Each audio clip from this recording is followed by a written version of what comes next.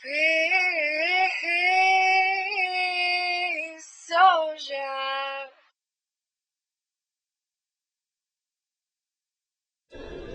I regard myself as a soldier, though a soldier of peace. I just want to make sure you guys aren't going to sue me when I put this on YouTube, that's all. Sue you for what, man? What? Promotion?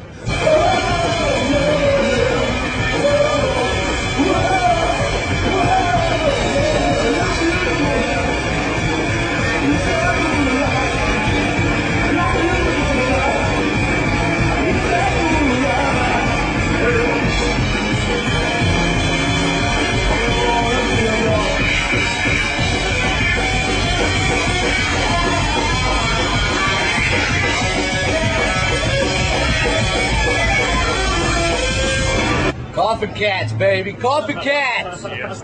You take some stray cats, you take Bad Religion to Pennywise, and you throw in a little shit, some Damned, some Ludacris, you got us.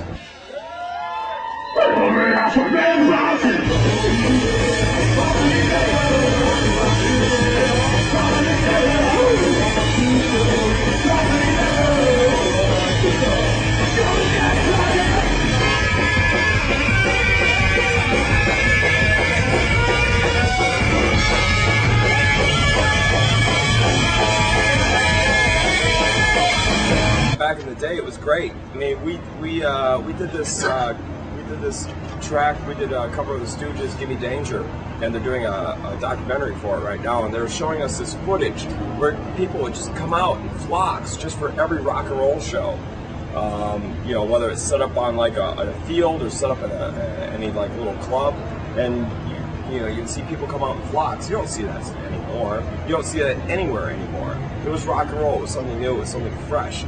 But to come from Detroit, where you have a history of all that rock and roll, and such, you know, you have the godfather of punk rock, Iggy Pop, coming from where you're at. You know, he was from Ypsilanti, which is basically 40 minutes, I don't know, outside of Detroit. But you know, Alice Cooper and all that. Alice Cooper, who's the originator of all this makeup shit, horror shit, and all that.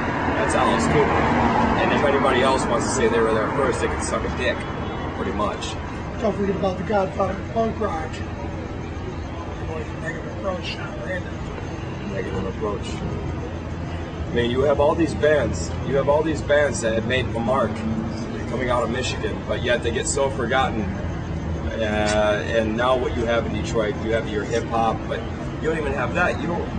Everything's so underground in Detroit now. Everybody says they're from Detroit, but they have to leave Detroit to make a name for themselves, and then they say, hey, yeah, well, you know what, we're not from California, we're not from Texas, we're not from New York, we're from Detroit. I'm glad nobody paid attention, you know, when we first started, and that's pretty much the same with us. When we first started, we were a band in Detroit playing locally, but it was just local shows, play to all your friends, play with your friends' bands, and play to, you know, 10 people, whatever, and the goal of this band was to say, hey, a year from now, let's hit the West, let's hit the East, let's get on the road, you know, quit fucking around. And that's what we did, that's what we never stopped doing. And it wasn't until maybe like 2 years after we started touring all the time that people were like, oh, you guys are from Michigan? We thought you were from San Antonio, we thought you were from California. We're like, yeah, we still get that to this day. Which, there's nothing wrong with that, you know, it's great down in Texas, it's great out in California, but we're from back in Detroit, we're from back home, you know, we're from the suburbs of Detroit. Yeah, the gritty, grindy, yeah.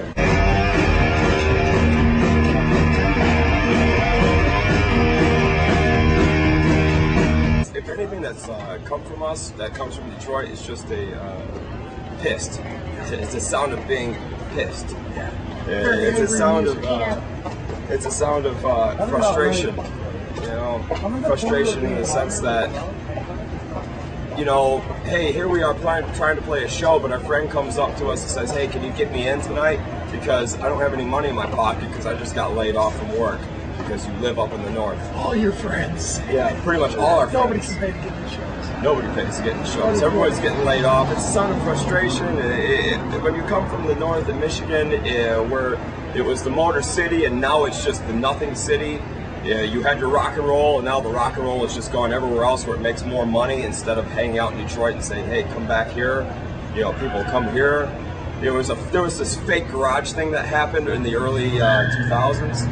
You know, where you had all these white belt hippie motherfuckers with all these playing this garage rock, rip off the Stooges, rip off all the bands that did it right the first time. They rip them all off, try to get all these people to come back to Detroit.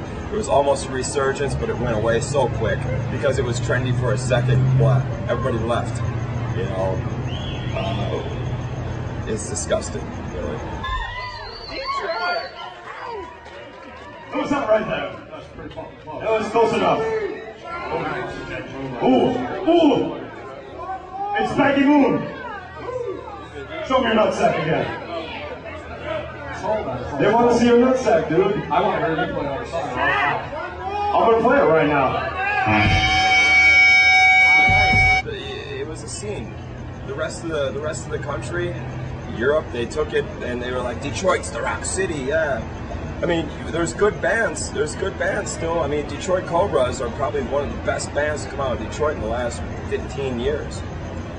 Good show, man. And they're hitting the road just like we are. And I think Detroit Cobras, Levon Bondi's, you know, those are some great bands. They're hitting the road and doing it.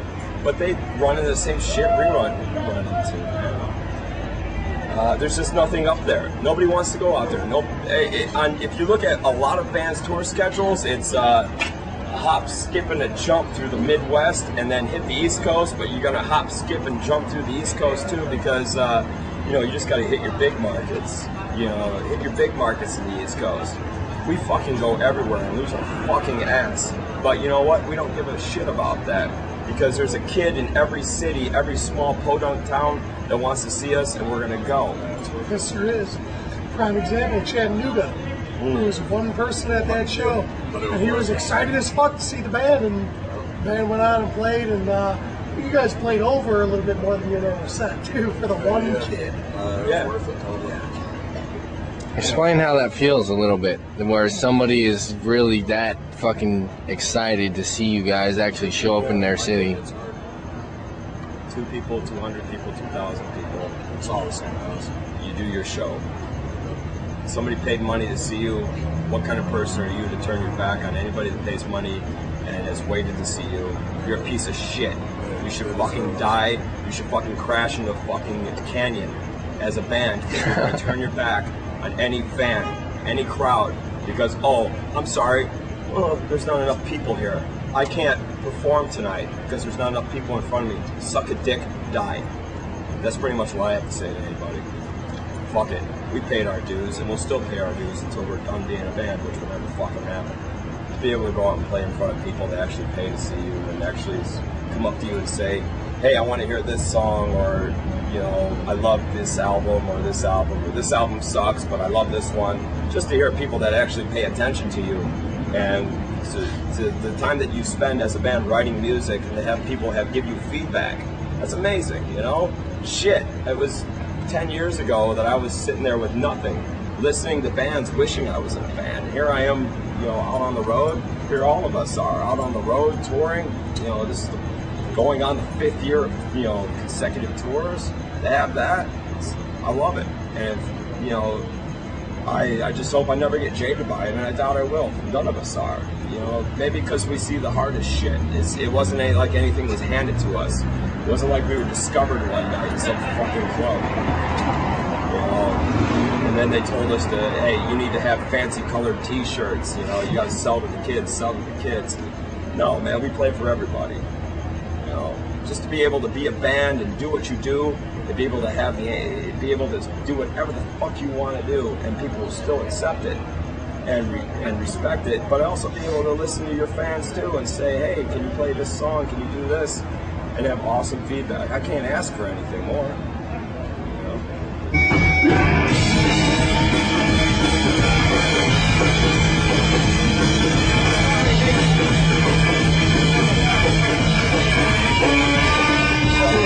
In my wrist, I'm fading away. Over from the table where the instruments say, there's hermits and touch in my body, you're trying to steal away.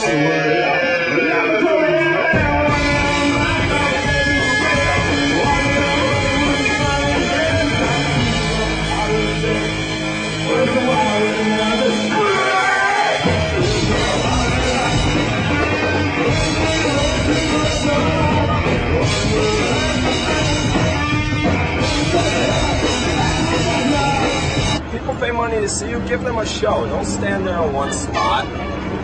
The worst is seeing a band you've been waiting for to come to town, and they stand there so diligent, you know. And maybe yeah, you should sound good for your crowd, of course. But you know what? It's a live fucking show.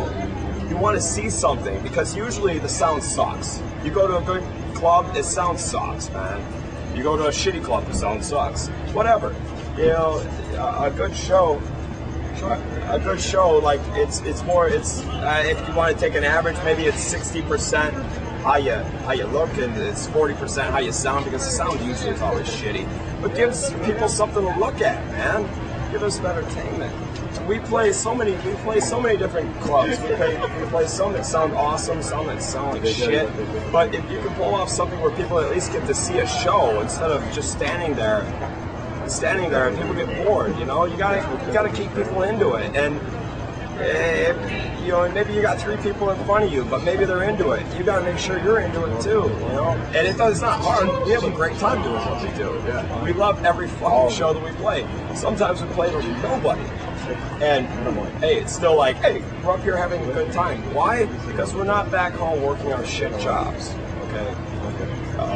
Because guaranteed, as soon as we get off the road, we're all back home working shit jobs. Yes. One day later. You know, but it's disgusting. It's disgusting for any band to be on the road going, oh, tonight sucks. Why? Because you're out on the road and maybe you only had like 30 people come out to your show. You pussy. I don't know, for me. Fuck, man, we could be back home scrubbing. Him and I are carpet scrubbers, man. We're carpet scrubbers. He works at the post office. Yeah, I want to be yelled at by some rich asshole while I'm scrubbing carpet. Yeah, that's what I love. Well, shit, man. I'd rather go out and play in, Missoula, Montana for like 2 people, even though there's still crowd. Yeah, but in the middle of nowhere, I'd rather play and have an awesome time rather than be yelled at for some shit job where you can keep a crowd from start to finish bouncing, keep a crowd into it. It's energy. You know, it's pretty much what we try to do on stage, is energy at all times. You know? Don't sit back, don't be tired, don't do this shit. You're on stage. How hard is it to work for an hour and a half on stage?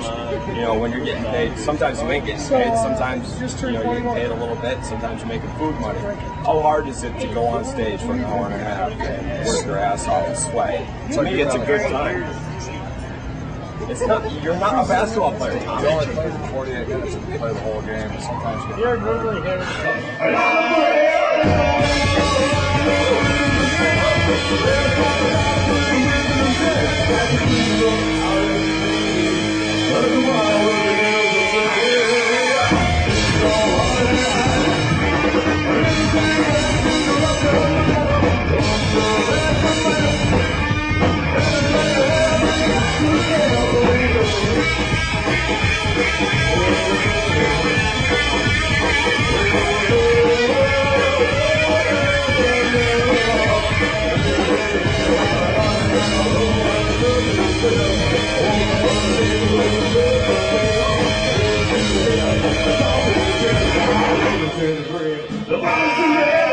One punk rock band, if somebody was going to buy all their albums, who would it be? Starting with you.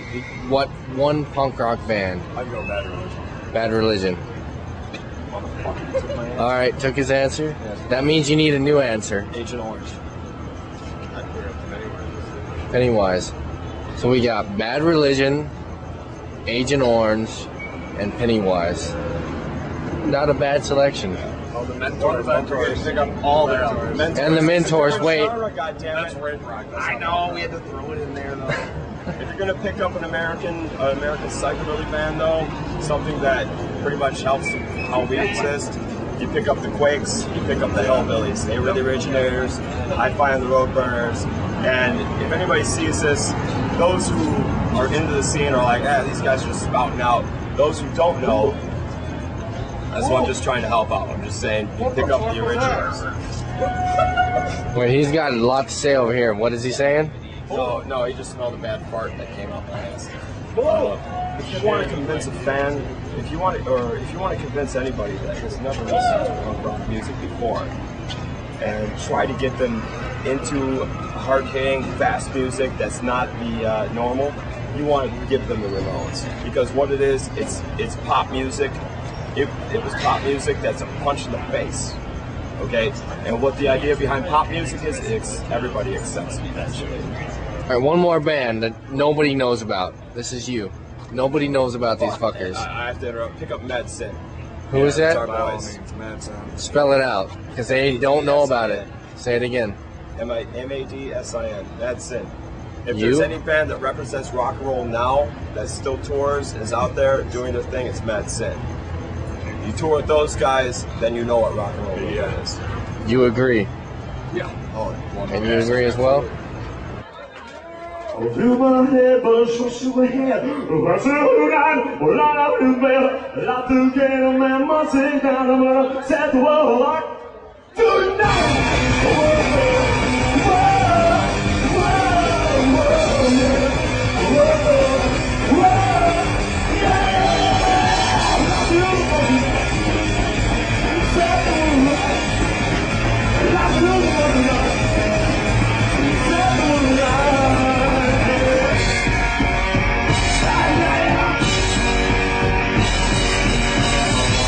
Hey, you guys were pretty awesome out there, man. Hey, how did you hold that thing up like that? Magic. The veil. Really cool. Really cool. Thank you very much. Thank you. Go on, no matter what you've been told. You are a free soul. A soul. A free soul. There's people here. Get a shot? Okay, yeah, let's. Wow, pinch that nipple. Oh, there we go. Now we're talking. That's typical. Question again.